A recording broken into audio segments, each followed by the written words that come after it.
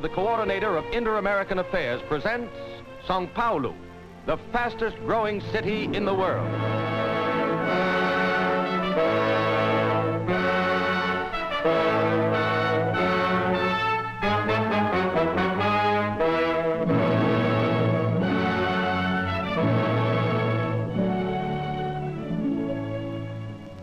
Of Brazil's 7 principal cities, Belém, Recife, Bahia, Belo Horizonte, Rio de Janeiro, Porto Alegre, São Paulo ranks second. Situated about 300 miles from Brazil's largest city, world-renowned Rio de Janeiro, about 50 miles inland from Brazil's largest port, Santos, the city of São Paulo, with its 1,300,000 inhabitants, is today the leading industrial city in Latin America. Starting at Santos early in the 16th century, a handful of Jesuit priests laboriously ascended about 2,500 feet of the precipitous escarpment known as the Serra do Mar. On the plateau above, at the Indian village of Piratininga, they established a mission. On January 25, 1554, these hardy pioneers celebrated their first Mass. It was the anniversary day of the conversion of St. Paul, and hence the new city was christened St. Paul, or as they say in Brazil, São Paulo. Great and glorious has been São Paulo's history. The Ipiranga Monument, built and dedicated to freedom. Here on September 7, 1822, young Prince Regent Pedro of Portugal rose in his stirrups and raised the famous cry, "Independence or death," which made Brazil forever free of Portugal. On a hilltop overlooking this monument, appropriately stands the Ipiranga Museum, one of Brazil's notable cultural institutions, and housing an historic record of over 400 years of Brazil's civilization. To Paulistas, which residents of this modern city and state are called, statistics and figures are important. For instance, a visitor will quickly learn that in 1920, São Paulo's population was 579,000, but that in 1940, it was more than doubled, 1,330,000. That the rate of increase between 1930 and 1934 was higher than Los Angeles, Detroit, Chicago, or New York. That the temperate climate, averaging 69 degrees for the warmest months and 57 degrees for the coolest, combines admirably with the heritage of their pioneering forefathers to make them highly energetic, enterprising, and productive people. Let us examine some of these facts and figures. Brazil is the largest coffee-producing country in the world. 60 to 70% of Brazil's coffee is grown in the rich red soil of the state of São Paulo. Brazil is 4th in world cotton production, and again São Paulo is her foremost producer.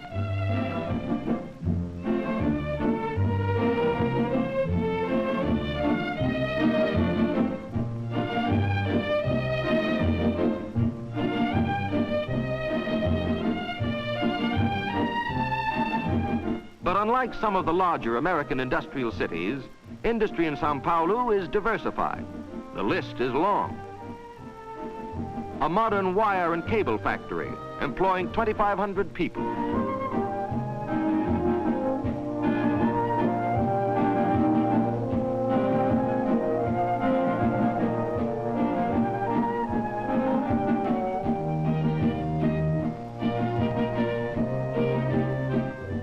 An automobile plant employing 1,200 people, now totally devoted to making and assembling military vehicles for Brazil's rapidly expanding forces.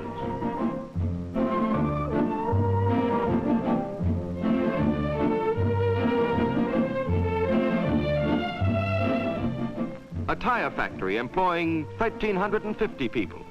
The crude rubber is from Brazil's state of Amazonas.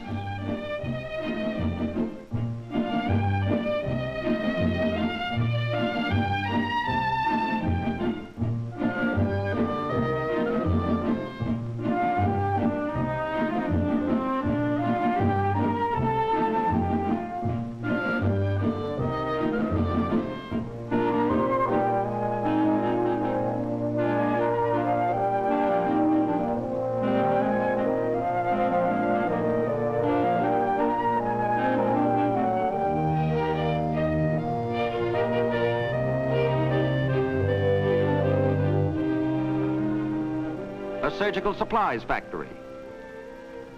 Every square foot is designed to meet the high sanitary standards required in this type of operation.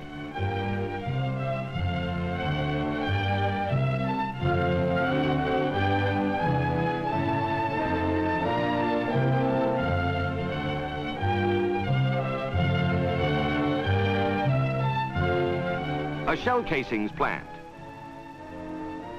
Each casing is earmarked for the axis.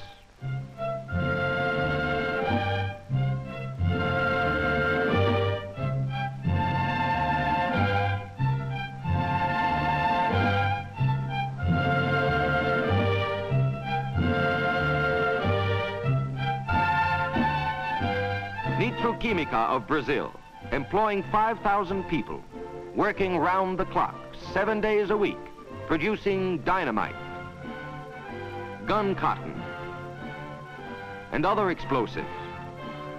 Rayon is an important byproduct.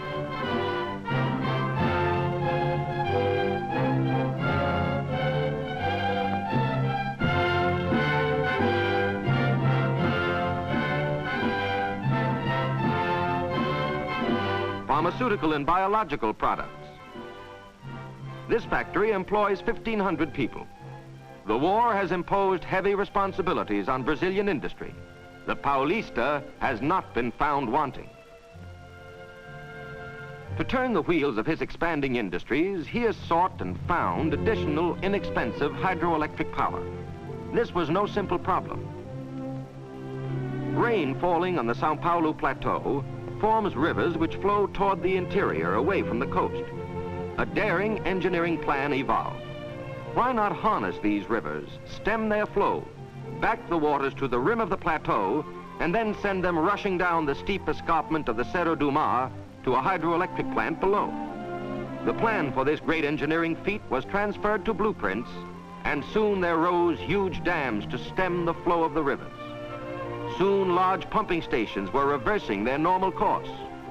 The waters formed large artificial lakes, and soon they were developing a head of 2,300 feet as they were sent downward through huge steel tubes to the turbines below. The plant has a capacity of generating over 250,000 kilowatts and is capable of further development to considerably more than twice that amount. This, combined with 4 other smaller power plants, has produced a total of 275,000 kilowatts.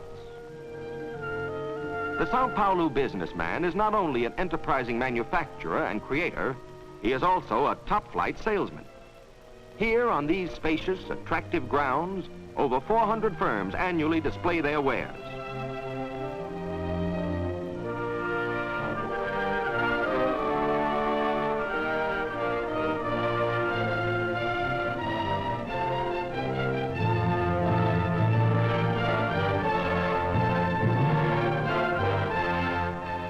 Appropriately, tribute is paid to world-renowned inventors and scientists, among whom are Edison, Santos Dumont, Pasteur, and James Watt.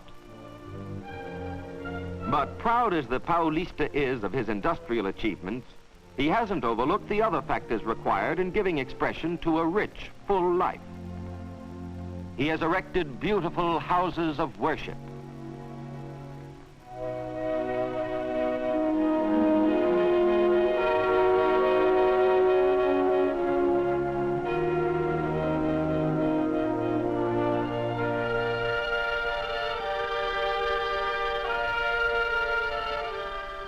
Home and family life is characteristic of Brazilians, and the Paulista is no exception.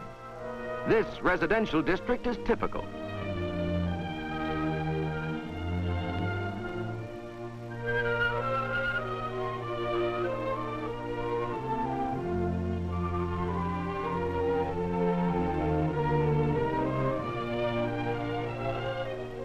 For the apartment house dweller, he has built modern and novel buildings designed for comfort and good living.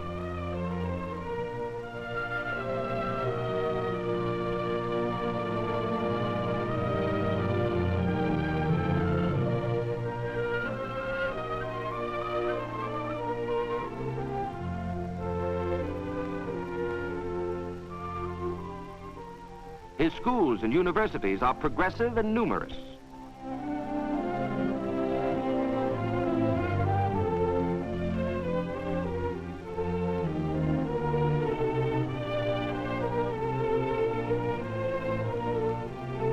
Butantan, famous the world over for its snake serums, is one of many of its institutions devoted to scientific research.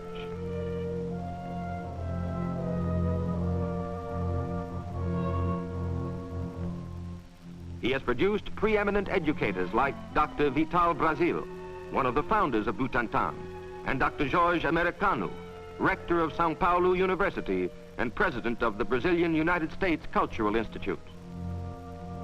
Books play an important role in the life of a Paulista.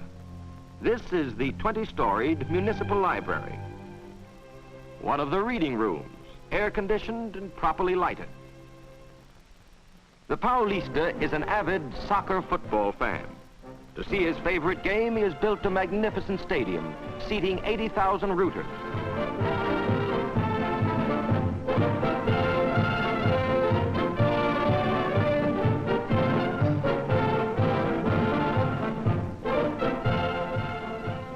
Throughout the city, he has provided his children with numerous playgrounds and large outdoor swimming pools.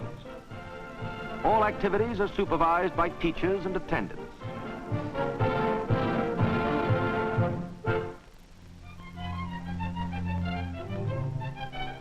For fine music, particularly the opera, the Paulista go to the Teatro Municipal.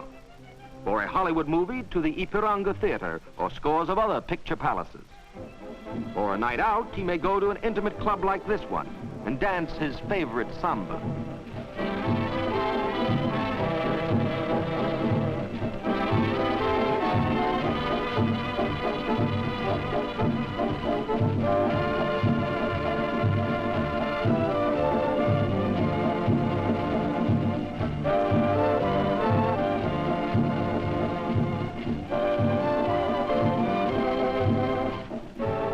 Wife or daughter, he's built large department stores like this one, or smart exclusive shops like these.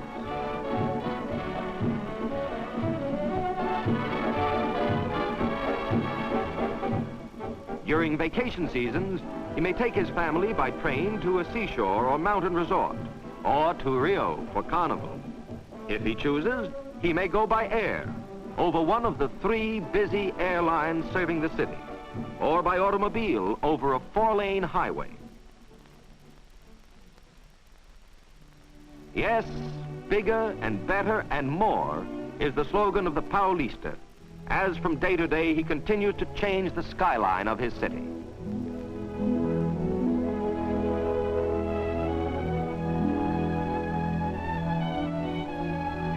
Reflecting the spirit of Ramos Azevedo, São Paulo's great architect and builder, the Paulista is building new streets,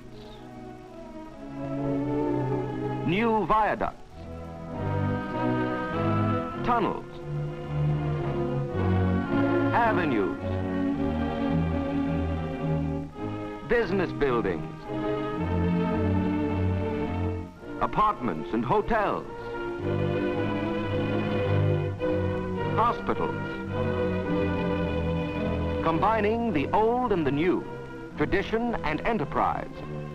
São Paulo can proudly look back on centuries of work well done and can look forward to an assured future in orderly and progressive Brazil.